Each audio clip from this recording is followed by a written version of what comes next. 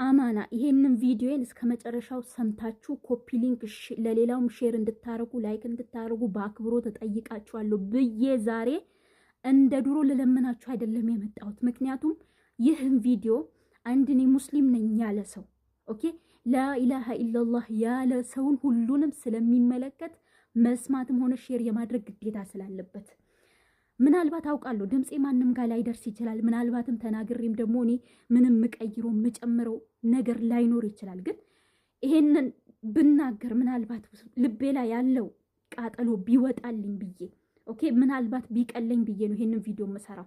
ዛሬ እንደ አንድ ሙስሊም ልቤ ተቃጥሏል፣ ልቤ ተሰብሯል። ካሜራ ፊት ለፊት ቆሜ ማልቀስ ማሽቃበጥና ውሸታም ያስብለኛል ብዬ እንጂ ወላሂ አይኔ ያልቅሷል። እስቲል ይሄንን ቪዲዮ ስሰራ አይደለም ድምጼ እጄ እየተንቀጠቀጠ ነው ይሄንን ቪዲዮ መሰራው። ምክንያቱም ዛሬ ላይ ያጣ ነው ትላንትና ልክ እንዳጣናቸው ላኢላሃ ኢላላህ ያሉ ወንድሞቻችንን ነው የዲን አስተማሪ አባቶችን ነው ያጣን። ይሄ ለሙስሊሙ ማህበረሰብ ትልቅ በላ ነው ወላሂ العظيم ትልቅ በላ ኦኬ። ዛሬ ግን መልእክት የሚሆነው አንዱና አንዱ ለሙስሊም እህት ወንድሞቼ ነው ኦኬ። ይውላችሁ ለሙስሊሙ ማህበረሰብ መጠቃት፣ ለሙስሊሙ ማህበረሰብ መጎዳት በየዘመኑ ከስንት ዓመተ ምህረት ጀምሮ በየአመቱ በየወሩ በየሳምንቱ ሙስሊሞች ላይ ለሚደርሰው ነገር ወላሂ ትልቁ ተጠያቂነት ትልቁ የሚጠየቁ ሙስሊሙ ማህበረሰብ ነው። ምክንያቱም ከተባለ ከስንት ዓመተ ምህረት ጊዜ ጀምሮ ሙስሊሙ ማህበረሰብ ሲገደል በማያውቀው ነገር መስጂድ ውስጥ ተገብቶ ሲገደል ኦኬ መስጂዱ ሲፈርስ ሙስሊሙ ማህበረሰብ ረሱል ሰለላሁ ዐለይሂ ወሰለም የወንድሙ አምር አሊያም ደግሞ የሙስሊሙ ሁኔታ የሙስሊሙ አምር ያላሳዘነው ያላሳሰበው ሰው ከኛ አይደለም ብሏል። እኛ ሙስሊሞች ለሞተው ሙስሊም ለፈረሰው መስጂድ ምን አይነት መስዋዕት ነው የከፈልነው? ምንድነው ያደረግነው? የኛ ስራ የራሳችንን ስሜት የምናጣጥምበት ኦኬ ሰዎች ዘንድ ተሰሚነት እንዲኖረን ፎሎወራችን እንዲጨምር ለአንድ ሳምንት ወይ ብሎ ገዳይን ከማፈመስ ይልቅ ለተገዳይ ምን አድርገን እናውቃለን? ዛሬም ድረስ ሁሉም በየቤቱ ገዳዮቹን ከማፈመስ ይልቅ ስለተደረገ ነገር ከማውራት ይልቅ ቀጣይ ምን ይደረጋል፣ ቀጣይስ መፍትሄው ምንድነው የሚል እስካሁን አቅል ያለው አንድ ሙስሊም ይሄንን ጉዳይ ሲያወራ አይቻለውም። ከትንሾቹ እስከ ትልቆቹ ማለት ነው። ዛሬ ትላንትና ሞጣ ላይ 30 ምናምን መስጂድ ሲቃጠል በአንድ ጉርጓድ ላይ 10 እና 15 ወንድሞቻችን ሲቀበሩ አይኖቻችን እያየ ምን አደረግን? ለአንድ ሳምንት ፕሮፋይል አደረግናቸው። አሸሸ ገዳሚያን አለቀ በቃ ተረሱ፣ እነሱ ሞቱ ቀሩ፣ እኛም ወደ የቤታችን። ከዛም ቀጥሎ ወለጋ ላይ ምን ተፈጠረ? ገዳይ ፉላን ነው፣ ገዳዩን አፈመስ ነው። የሞቱትም አረፉ፣ መስጂዱም እንደዛው ቀረ፣ እኛም ወደ የቤታችን። አንድ ሳምንት ገዳይን ፕሮፋይል ከማድረግ ውጪ ምን እየሰራን ነው ያለነው? ለወንድሞቻችን እየተገደሉ ላሉ ወንድሞቻችን ምንድነው ያደረግነው? ለደማቸው ምን አይነት ካሳ ይገባቸዋል? ይሄንን ነገር ለምንድን ነው የማይወራበት? ትንሽ ዕውቀት አላችሁ የምትባሉ ኦኬ ትንሽ ተሰሚነት አላችሁ የምትባሉ ሰዎች ለምንድን ነው ስለ ገዳይ ማውራት እንጂ ስለ ተገዳይ መፍትሄ ማምጣት ያልቻላችሁት? ቀጣይስ ማን ነው ተገዳዩ? ቀጣይ ለሚገደለውስ መፍትሄው ምንድን ነው? ትላንትና ፋኖ የሚባል ግሩፕ ሲመጣ በአማራ ስር ተደብቆ ሲመጣ ሙስሊሙም ክርስቲያኑም እልልል ብሎ ተቀበለ። ኦኬ እልል ብሎ ተቀበለ። በኋላ ላይ ግን በግልጽ ቋንቋ እየወጡ ይህ ትግላችን የሃይማኖት እንጂ የዘር አይደለም፣ ኦኬ የብሔር አይደለም፣ እኛ አማራን ነፃ አውጭ አይደለንም እምነታችንን እንጂ ሲሉ ዛሬም በግ የሆኑ ሙስሊሞች የሙስሊሙ የወንድሙ አምር ያላስቸገራት ያላሳሰባት ያላሳሰበው የበግ አእምሮ ያላቸው ዛሬም ድረስ ብር እየላኩ ወንድሞቻችንን እያስገደሉ ነው ያሉት።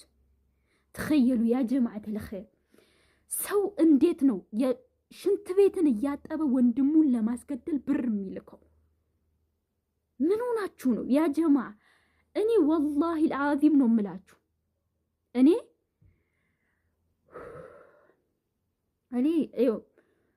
በቃ ምንም መናገር እያቃተኝ ነው፣ ምንም ማለት ነው።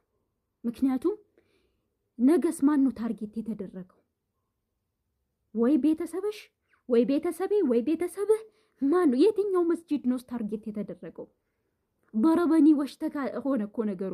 ላ ደረበኒ ወበካ ይመታና ያለቅሳል ማህበረሰቡ እየወጣ። መቺው እነሱ፣ ከሳሾቹ እነሱ፣ መቺው እነሱ፣ ገዳዮቹ እነሱ። ወጥቶ ደግሞ ክብራችን ተነካ እያሉ ደግሞ ወሰበቀኒ ወሽተካ እንደተባለው እነሱ ቀድሞ ደግሞ ይሽተኩን አለይና። ያ አኺ ሙስሊሙ ማህበረሰብ ለምንድን ነው የሚገርማችሁ ነገር አሁንም ወንድሙ እየተገደለ ሙስሊሙ ማህበረሰብን የሚያሳስበው ፋኖ ስለመነካቱ ዘሩ ስለመነካቱ እንጂ እዛ ጋር ስለፈሰሰው የወንድሙ ደም አይደለም። ያ አኺ መቼ ነው የምንነቃው? መቼ ነው ሰው የምንሆነው? ያ ጀማ ቢላህ አለይኩም እንደው መቼ ነው ገዳዩን ከማፈመስ ይልቅ ለተገዳዩ ደም ካሳ የምናስከፍለው? ትላልቅ ሚዲያ ያላችሁ፣ ትላልቅ ተሰሚነት ያላችሁ ወንድሞቻችን እህቶቻችን ወይን እኮ የት ናችሁ? በአላህ እኔ ምንም በቃ ምንም እንኳን ማለት ያው አንድ እኔ የፉላን ሃይማኖት ነው ሙስሊሞቹን ያስገደለ፣ የፉላን ሃይማኖት ነው ሙስሊሞችን ያስገደለ የሚል ምንም መብት የለኝም። ምክንያቱም አይኔ አላየም። እርግጠኛ ሆኜ የማውቀው ነገር ግን ፋኖ የሚባለው ግሩፕ ትላንትናም እንደመጣ የሙስሊሞች ጠላት ነበረ፣ ዛሬም የሙስሊሞች ጠላት ነው፣ ነገም ደግሞ የሙስሊሞች ጠላት ሆኖ ይቀጥላል። ዛሬም ድረስ ሙስሊሞች ካልነቃችሁ እናንተ ናችሁ ወንድሞቻችሁን እያስገደላችሁ ያላችሁት። እናንተ ናችሁ የአላህን ቤት መስጂድ እያስፈረሳችሁ ያላችሁት። እናንተ ናችሁ በገዛ ብሮቻችሁ አባቶቻችሁን እያስገደላችሁ ያላችሁት። ይህም በደንብ ማወቅ አለባችሁ። ወላሂ አልዓዚም ይህም በደንብ ማወቅ አለባችሁ። ኦኬ መቼም ሰው አትሆኑ። መቼ እኔ እንዴት ነው ሰው ለዘሩ ብሎ ሌላን ሃይማኖት ወንድም የሚያደርገው?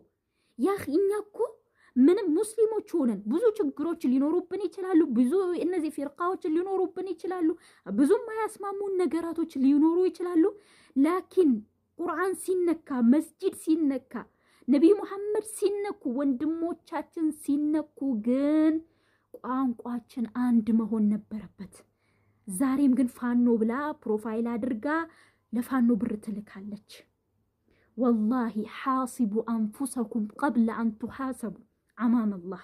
በዚህ በወንድሞቻችሁ ደም ሂሳብ ሳትደረጉ በፊት አላህ ዘንድ ዛሬ ላይ ሂሳብ አድርጉ ነፍሶቻችሁ። ለገዳይ ብር እየላካችሁ የማይመለከታችሁን ፋኖ አማራ ቢሆን ኖሮ እንዴት አማራን ይገድላል? ፋኖ የአማራ ነፃ አውጪ ቢሆን ኖሮ እንዴት አማራን ጨክኖ ይገድላል? ታርጌቱን ለምንድን ነው የማትረዱት? ለምንድን ነው ሰው ማን ሆኖ? ያ ጀማ እኔ